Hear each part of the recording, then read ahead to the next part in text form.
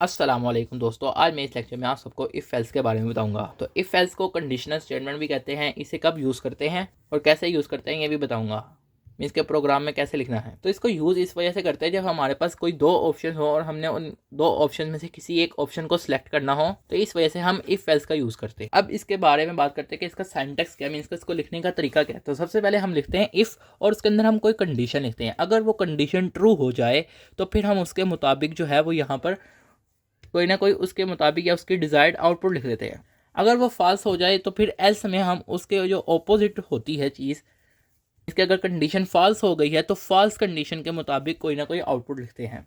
तो अब करते हैं इसके बारे में। प्रोग्राम कैसे होगा, कैसे लिखेंगे। तो कहता है कि एक प्रोग्राम लिखे जो कि इंटीजर, एक इनपुट ले जो कि इंटीजर हो और बताए कि ये जो हमने इनपुट ली है कि वो इनपुट है या आउटपुट है।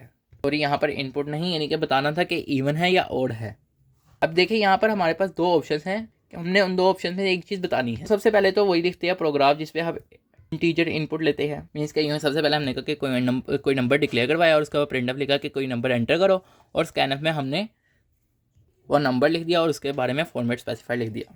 अब यहाँ तक काम हो गया और उसके बाद उसने दूसरी कंडीशन की है कि बताना है कि वो इवन है या ऑड है। अब आप देखें कि इवन नंबर कौन से होते हैं। याद रहे कि इवन नंबर वो होते हैं जो डिवाइडेड बाय 2 हो जाते हैं। तो मैं आपको इवन और की लॉजिक या एग्जांपल बताता हूँ। जैसे कि आप जानते हैं ये नंबर जो हैं ये सारे इवन है, 0 to 4 8। अगर मैं इनको डिवाइडेड बाय 2 करता हूँ तो इनकी जो आउटपुट है वो भी किसी इंटीजर में आती है। मैं दूसरे लफ्ज़ों में इसे यूँ बयान कर सकता हूँ कि जब हम किसी भी इवन नंबर को डिवाइडेड बाय 2 करें तो उसका जो रिमाइंडर है वो हमेशा 0 आएगा।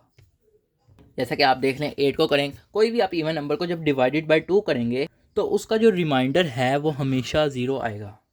तो इसके लिए कौन सा सिंबल यूज़ होता है। जैसे कि मैंने कोई भी इवन नंबर लिया, फर्स्ट करें मैंने 8 लिया है। अगर 8 कोई इवन नंबर है, अगर मैं उसे डिवाइड 2 करूँगा तो वो 4 देगा। और अगर मैं मॉडुलस करूँगा, मीन्स के परसेंटेज का साइन लगाऊंगा, तो हमें वो उसका रिमाइंडर देगा। अगर मैं यहाँ पे कोई और भी इवन नंबर लिखूँ और उसके साथ मॉडुलस 2 करूँ तो उसका रिमाइंडर जो है हमेशा 0 है। जैसे कि मैंने 20 एक नंबर लिया, उससे जब मैंने डिवाइड 2 किया तो 2 10 20, तो उसका रिमाइंडर क्या आ रहा है, 0 आ रहा है। तो 20 मॉडुलस 2, यानी कि मॉडुलस का मतलब है कि वो हमेशा हमें उसका रिमाइंडर देगा।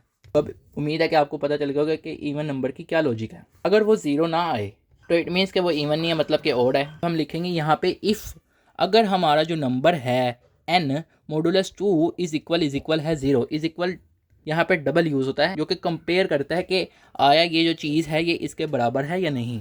अगर ये बराबर हो जाती है 0 के तो इट मीन्स कि फिर हमारा नंबर जो होगा इवन होगा। फिर हम इसके मुताबिक नीचे प्रिंटफ में इवन लिखेंगे। अगर वो नंबर इवन ना हुआ, मीन्स के इस कंडीशन पे पूरा ना उतरा, फिर मीन्स के ये कंडीशन फॉल्स हो जाएगी। फिर एल्स में हम क्या लिखेंगे कि वो नंबर इवन नहीं क्या है, ओड है।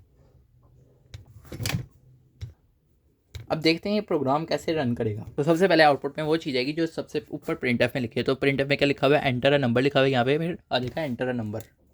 और फिर उसके बाद साथ ही स्कैनफ लिखा हुआ है, तो मीन्स के यहाँ पे फिर कर्सर ब्लिंक करेगा, कहेगा यहाँ पे कोई ना कोई नंबर एंटर करें। यहाँ पे नंबर लिखा हमने 18 लिख दिया, ये भी लिख सकते हैं, ज़रूरी नहीं कि 18 लिखें। उसके बाद जैसे ही आप एंटर की दबाएंगे उसके बाद वो यहाँ पे आ जाएगा। वो चेक करेगा कि आया ये जो 18 नंबर उसने दिया है यहाँ पर, क्या वो मॉडुलस 2 करने से, यानी कि अगर हम उस नंबर को डिवाइडेड बाय 2 करें तो क्या उसका रिमाइंडर जो है वो 0 के बराबर आता है। जब वो चेक करेगा तो वो हमारी जो कंडीशन है ये ट्रू हो जाएगी। अगर हम 18 पुट करते हैं n की जगह तो वो कहेगा कि अगर ये ट्रू हो गया तो वो कहेगा कि इसके अंदर जो चीज़ है वो प्रिंट करवा दो। तो इसके अंदर क्या लिखा हुआ है, इवन लिखा हुआ है, तो लिखा आ जाएगा इवन। अब जैसा कि उसकी ये कंडीशन ट्रू हो गई है तो फिर वो इसमें नहीं जाएगा, क्योंकि ट्रू हो गई है तो इसका मतलब है फिर ये नहीं चलेगी और फिर हमारा जो प्रोग्राम है वो टर्मिनेट कर जाएगा। तो एक कंडीशन ही स्क्रीन पर शो होगी, अगर ट्रू होगी तो इफ़ वाली, अगर फॉल्स होगी तो फिर एल्स वाली। तो आई होप आपको यह लेक्चर समझ आया होगा। आप सब दोस्तों का लेक्चर सुनने का शुक्रिया।